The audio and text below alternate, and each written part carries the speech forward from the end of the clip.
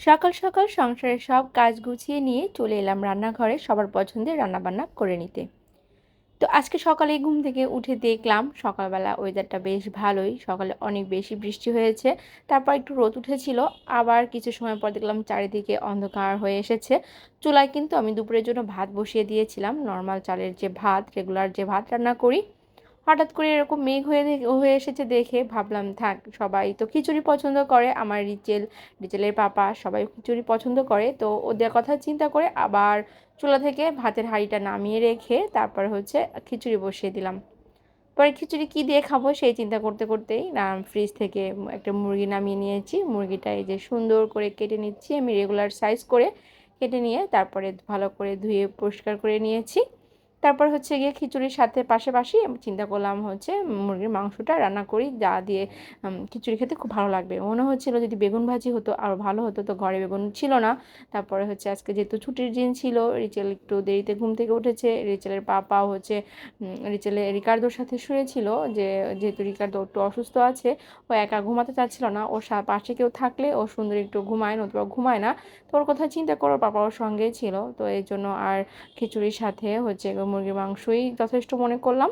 আর পাশে হচ্ছে রিকার্দোর জন্য পাশাপাশি অন্য কিছু রান্না করে নিব। রিকার্দো তো আর খিচুড়িও খাওয়াবো না রিকার্দোকে, আবার হচ্ছে গিয়ে ওকে তো খিচুড়ির সাথে মানে ঝাল ঝাল মুরগির মাংস দেওয়া যাবে না।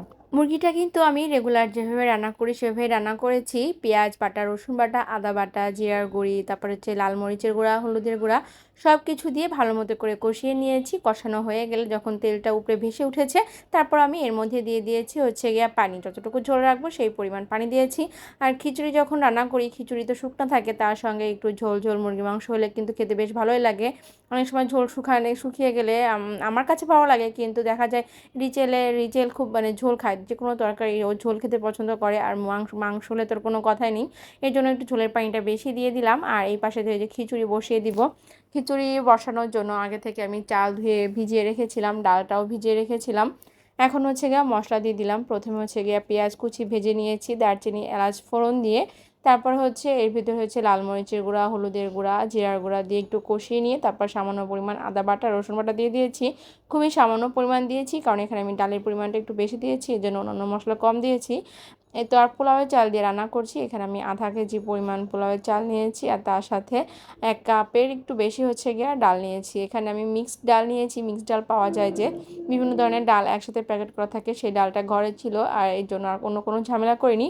ওই ডালটা ভিজিয়ে রেখেছিলাম, ওই ডালটা দিয়েই দিলাম। আর এখন হচ্ছে যে ভালো করে কষিয়ে নিচ্ছি।